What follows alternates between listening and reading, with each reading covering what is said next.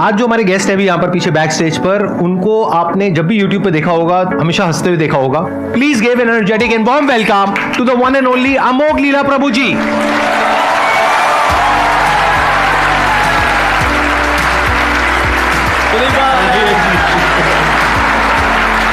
So glad to meet you. Wow, I'm seeing you in person. Amazing. Big round of applause for him.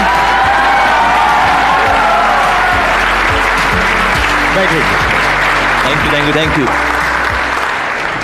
मैंने कहा था ना इनकी smile बहुत कमाल की है. देखो, देख करके मन अच्छा नहीं हो गया एकदम से. Actually, मेरा मन बहुत अच्छा हो गया बिकॉज मैं तो संदीप जी को इतना एडमायर करता हूँ. What a smile he has. My God, $1 million smile. Thank you so much ji.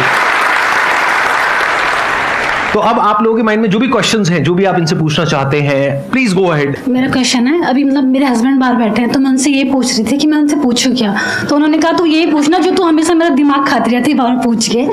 तो दिक्कत ये है सर कि मेरी लाइफ में कुछ दुख है, पर आज तक वो दुख मुझे पता ही नहीं चला, क्योंकि मेरे हस्बैंड भी अच्छे हैं. नहीं सच में मेरे हस्बैंड बहुत अच्छे हैं, मेरे ससुराल वाले अच्छे हैं, घर में सब अच्छे हैं, मुझे कुछ काम भी नहीं करता, मेरी मर्जी से मुझे सब कुछ करने के लिए मिल रहा है, फिर भी मुझे पता ही नहीं चल रहा दुख क्या है. दूसरा ये कितना टाइम पहले हुई थी? 1 साल पहले. हाँ, 1 साल से दुख है.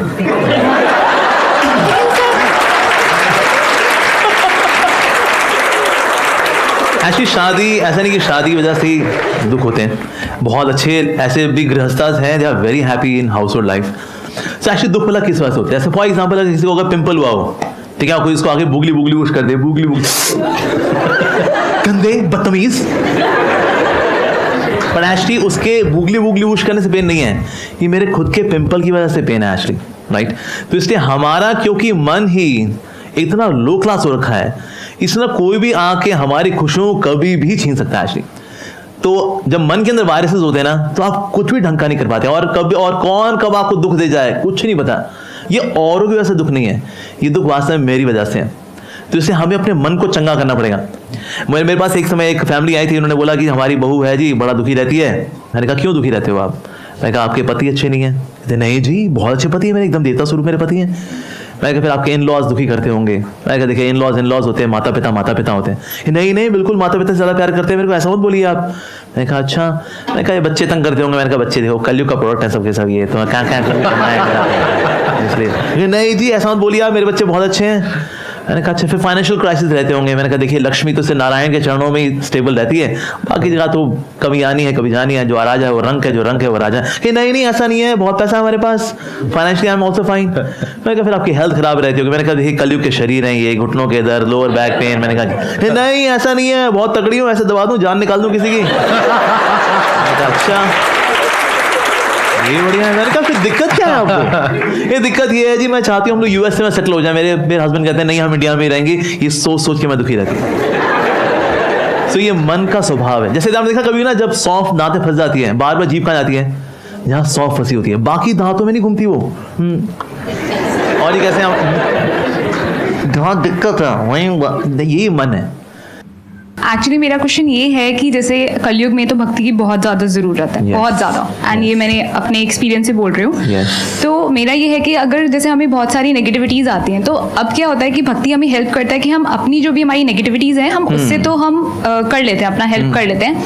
बट क्या होता है ना कि समहाउ आप जो दूसरों से आती है आपसे, जैसे कोई एग्जाम्पल कोई पर्सन अगर वो हमारी लाइफ में नेगेटिव है तो हम उससे कैसे लड़ें? क्योंकि हम हमेशा मैंने सुना है कि कहते हैं कि उसे एलिमिनेट कर दो, उसे निकाल दो अपनी लाइफ से, बट आप हमेशा वो भी पॉसिबल नहीं कर पाते हो क्योंकि नहीं हो पाता है. हम हर किसी को लाइफ से नहीं निकाल सकते हो. तो उसमें हमें क्या करना चाहिए? वो तो क्या नेगेटिविटी, ये तो बाहर ही जो सोर्सेज है ना, एक्चुअली हमने ऑलरेडी नेगेटिविटी बहुत इकट्ठी कर रखी है, और मन का स्वभाव नेगेटिव होने का ही है. अब देखो नेगेटिव, इससे आप देखो जो टीवी सीरियल्स भी होते हैं ना, उसमें 90% नेगेटिव चल रहा होता है. ये मर गया, वो मर गया, उसने उसको धोखा दे दिया, वो पलट गया. और लोग ऐसे 5-5 हज़ार एपिसोड के बिना कहानी के टीवी सीरियल देख करके जिंदगी अपनी खराब कर चुके हैं, और आज भी खुशी खुशी कर रहे हैं. एक कहावत है, when we do not have spiritual substance in the heart, then we remain slaves of our surroundings.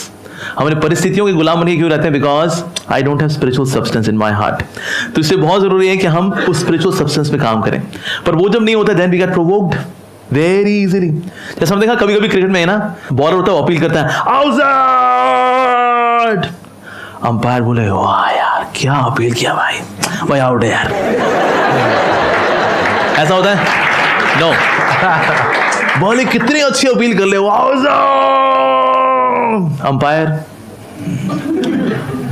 Not out, ऐसे होता राइट। वो ये देता है, वो भले दोबारा अपील करे, इवन देन जो अंपायर होता है वो थम करके बोलता है नो नॉट आउट। इस तरह से मन का भी अंदर से स्वभाव है जो नेगेटिविटी से भरा हुआ है, चिल्ला दे, दिखा दे इसको इसकी औकात। तो हमारा अंदर सब्सटेंस है नहीं करते भाई, मन में एक बार गाली आई है मुंह से निकलनी तो बनती है।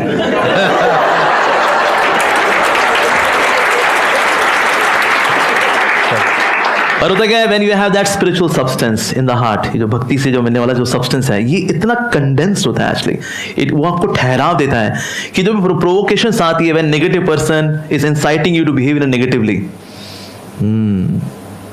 हरे Krishna, that's it।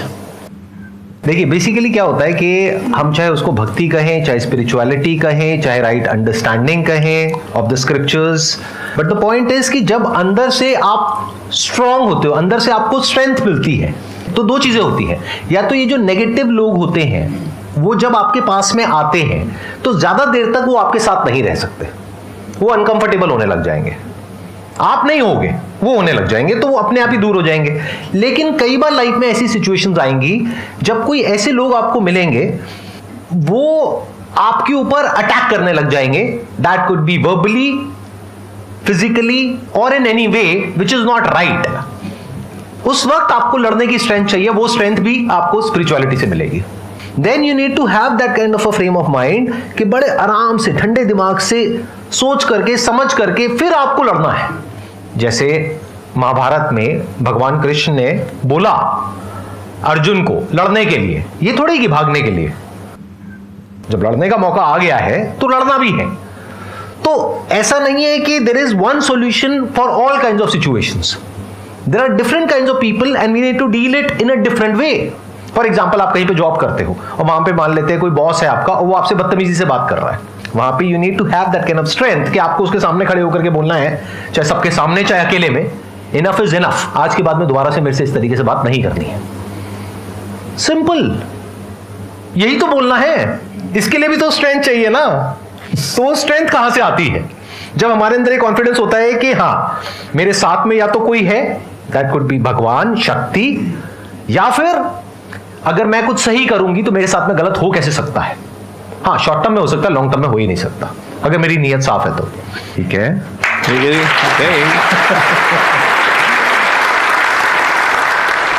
Sir, question पूछने से पहले मैं ये बोलना चाहूंगी कि आप और मैं सेम कॉलेज से हैं। अच्छा, केएमसी हैं? Yes sir, I am also from KMC. लेकिन आपने सेकंड ईयर में छोड़ा नहीं होगा, आपने पूरा किया। नो सर, यस, मैं ये लाइन बोलने वाली थी, फिर मैंने कहा आप रोस्ट हो जाओगी। मैंने खुद का रोस्ट कर दिया, मेरे को आदत है।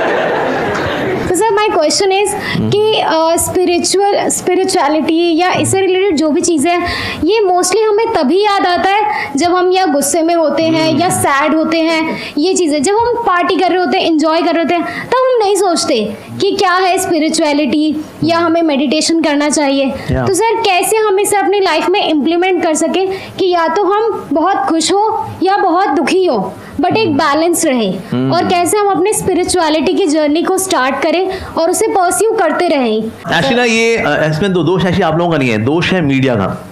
मीडिया ने क्या किया, स्पिरिचुअलिटी को बैकवर्ड बताया कि स्पिरिचुअल है क्या तू? अरे भाई ये सब बुढ़ापे में करते हैं यार, क्या यार ये जवानी है दीवानी, कम ऑन प्लीज।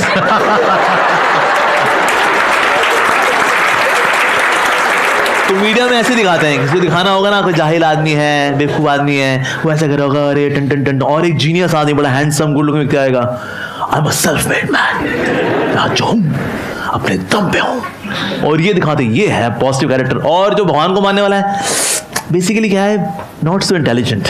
और एक तरह के ये भी एक कंफ्यूजन है कि बुढ़ापे में ही स्पिरिचुअल होते हैं। भाई अभी तो जिम्मेदारियां हैं जी, गृहस्थ हैं हम लोग अस्त हैं, व्यस्त हैं, त्रस्त हैं, चारों खाने पस्त हैं, क्योंकि हम गृहस्थ हैं। अभी थोड़ी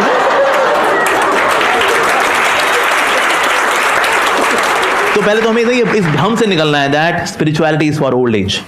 जिन्होंने जवानी में कुछ नहीं किया होता, बुढ़ापे में भी वो ये लगे होते हैं, उसकी देवरानी, उसकी जेठानी थोड़ा फैमिली पॉलिटिक्स, थोड़ा नेशनल पॉलिटिक्स, इसके अलावा और बाकी यहाँ पर डॉक्टर ऑर्थो, बाकी डॉक्टर ऑर्थो कैप्सूल, इससे ज्यादा बुजुर्ग व्यक्ति कुछ नहीं कर पाते। इसने स्पेशली जिसने यंग एज में कुछ नहीं किया हुआ, यंग एज में जो करता है वो बुढ़ापे में उसको रेलिश करता है। फिर बिकॉज मैंने 30, 35, 40 साल I was spiritual, so in old age you relish it. पर वो सोचे बुढ़ापे में शुरू करेंगे, शुरू नहीं होता। अच्छा, लेकिन इसको शुरुआत कैसे की जाए, उसको कंटिन्यू वाला कैसे किया जाए? हम कोई भी कार्य अगर करते हैं तो हम संगति में करते हैं। From association comes desires.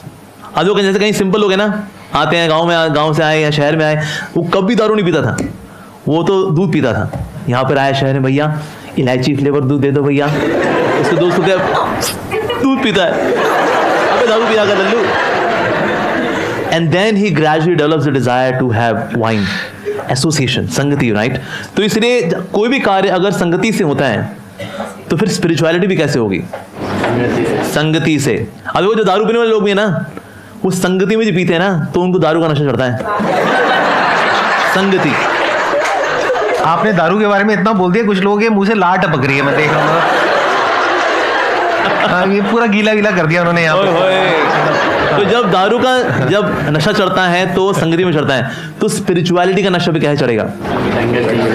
संगति तो करनी ही पड़ेगी। We should have holy association. Actually पहले Indian culture was very simple. पहले लोग खेती बाड़ी करते थे और उसके बाद आएंगे और फिर इकट्ठा होंगे और फिर सबके सब क्या करेंगे? हरि कथा सुनेंगे, राम कथा सुनेंगे, और वहां पर संत महात्मा जी हैं, सब सुनते हैं और फिर सबको थोड़ा सा प्रसाद दिया जाता है। दैट वाज इंडियन कल्चर, वैदिक कल्चर एक्चुअली। तो ये कल्चर क्योंकि हमने भुला दिया, इसलिए आज हमको लगता है वेल अब जब तनाव में होंगे तो भी तो जाएंगे प्रभु के पास। नहीं, हमें हमेशा when we are always ready, then we can tackle situations of life very nicely. So prayerful attitude या spirituality should not be emergency wheel, it should be steering wheel.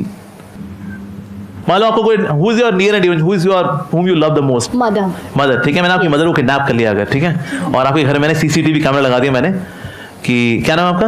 Anjali. Anjali. मैंने कहा अंजलि जी, आपको लगा मैं एक संत हूं, पर मैं तो डाकू था और मैंने आपकी माँ को किडनैप कर लिया है।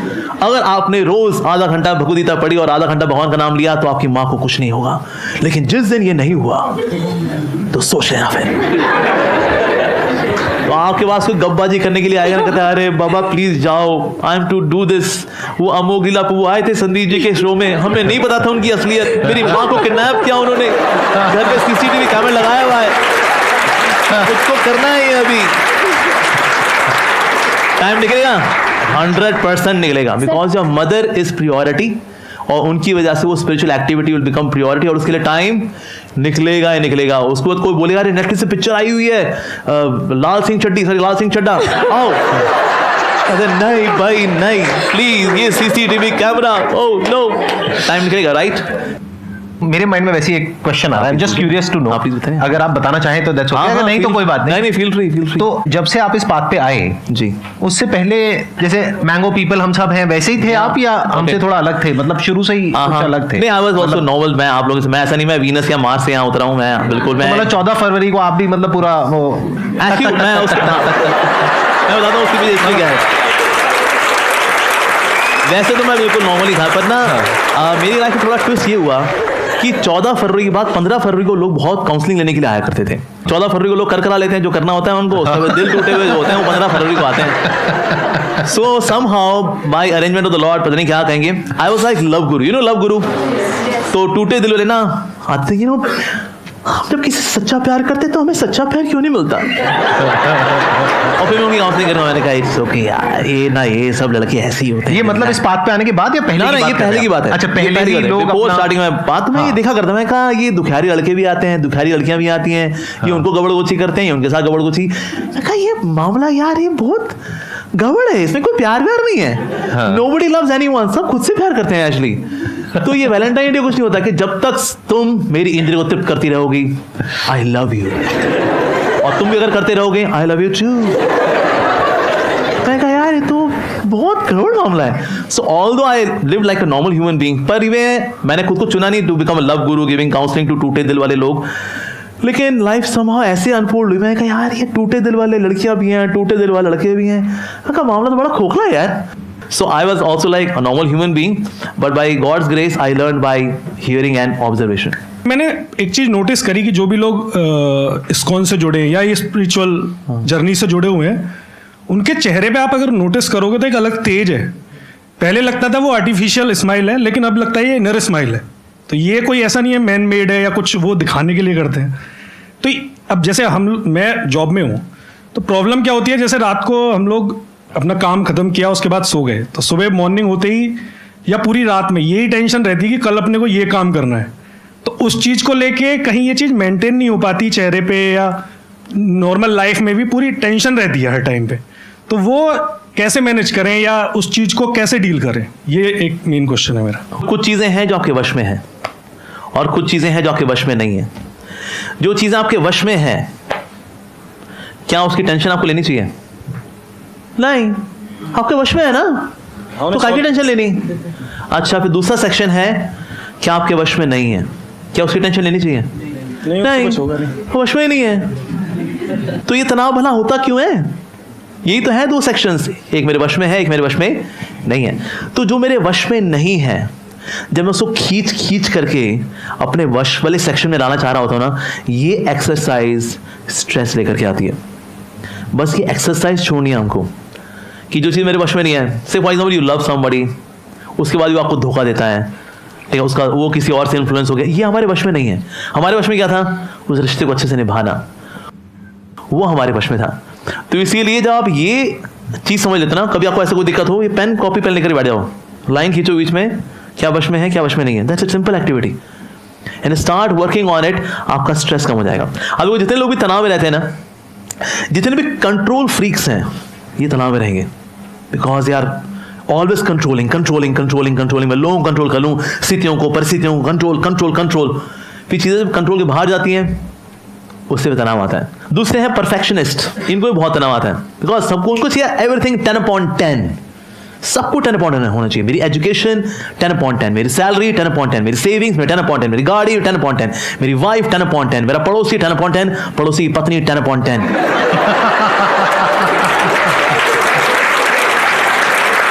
एक मिनट, मैं बीच में रोकूंगा। सर, ऐसे जोक्स कहाँ से आते हैं? मतलब हम लोग ऐसी जोक्स मारे समझ आता है, बट आपके अंदर ये जोक्स आते कहाँ से हैं? ये मैन्युफैक्चरिंग डिफेक्ट है, ऑब्जर्वेशन है ना। आपके पास में जो लोग आते हैं अपने दुख लेकर के, तो वहां पे आप उनको ऑब्जर्व कर लेते हैं। बढ़िया, बताइए। सो ये सेकंड क्लास, इनको तनाव होता ही होता है, यू नो, परफेक्शनिस्ट। तीसरे है एंजॉयमेंट मैनिएक्स, जिनको हर चीज में मजा चाहिए, जो करेंगे ना यार मजा करेंगे यार, नौकरी करूंगा ना मजा होगा, मैं शादी करूंगा ना मजा के लिए, मैं सब कुछ मजे के लिए करता हूँ, मजा मजा मजा मजा। जब मजा नहीं होता, अबे यार फूक गई हमारी जिंदगी। हर चीज मजे के लिए थोड़ी होती है। There are few things to be done out of duty. For example पढ़ना ही है, ठीक है जी, अब उसमें मजा तो नहीं आ रहा, अबे यार C++, जावा, इनको पढ़ते पढ़ते मर जावा, क्या करूं यार, ड्यूटी है। ऐसे so few things are to be done out of sense of duty. तो ये तीन तरह के लोग, इनको तनाव रहेगा ही रहेगा। कौन से लोग हैं? Control freaks, perfectionist, enjoyment maniacs. जितना आप इन एटीट्यूड से अपने आप को अलग कर पाओगे ना, उतना आप बिंदास हो जाओगे। आपने ये कहा कि जो लोग स्पिरिचुअल पाथ पे चल रहे होते हैं, जैसे कि प्रभु जी हैं या इनके जैसे और जो लोग हैं, तो उनके चेहरे पे एक अलग ही तेज होता है। आप जो कि जॉब कर रहे हो, वहां पर वो पॉसिबल नहीं हो पाता है। तो यहां पर एक बहुत बड़ी प्रॉब्लम है। वो क्या है कि एक सिचुएशन है जिसके बारे में हमें कुछ नहीं पता है, लेकिन हमने कुछ अज्यूम कर लिया है। जैसे कहावत आप लोगों ने सुनी होगी, दूसरे की थाली में घी हमेशा ज्यादा लगता है। ये मत समझना कि हमारी लाइफ में कोई प्रॉब्लम नहीं है या किसी की भी लाइफ में कोई प्रॉब्लम नहीं है। सबकी लाइफ में अपनी अपनी प्रॉब्लम्स होती हैं, अलग अलग तरीके की होती हैं। तो गड़बड़ क्या हो रही है, आप अभी जो हो, आपको लग रहा है वहां पर कुछ इश्यू है। क्यों? क्योंकि आपको इन कंपैरिजन आपको ये लग रहा है कि हमारी लाइफ में कुछ बेटर है। That could B me, that could be him, that could B anybody else. मैं आपको सच बता रहा हूं, सच, कि अगर आपको कुछ दिन के लिए इस बॉडी में से निकाल दिया जाए और इस बॉडी में रख दिया जाए, मैं इनकी बात नहीं करता, अपनी बात करता हूं, इस बॉडी में रख दिया जाए, आप 2 दिन में परेशान हो जाओगे। मतलब मेरी लाइफ इतनी गंदी नहीं है लेकिन आपके लिए गंदी है, क्योंकि आपकी अपनी एक पर्सनालिटी है, आपका अपना एक बेसिक थॉट का, माइंड का स्ट्रक्चर है। तो आपके लिए आपकी लाइफ बिल्कुल परफेक्ट है। जैसे बोलते हैं ना, कोई पौधा जहां पर हो रहा है तो वो प्रकृति के अकॉर्डिंग जहां पर भी है वो परफेक्ट है। अब वो पौधा अगर किसी और के जैसा बनना चाहता है तो दूर से देखने में बड़ा अच्छा लग सकता है, लेकिन जब वो वहां जाएगा एक्चुअल में तब उसको समझ आएगा। तो कभी भी ऐसी इल्यूजन्स अपने अंदर मत पालो। लाइफ में अगर सुखी रहना है तो मैं आपको बिल्कुल रूट लेवल पे बता रहा हूं।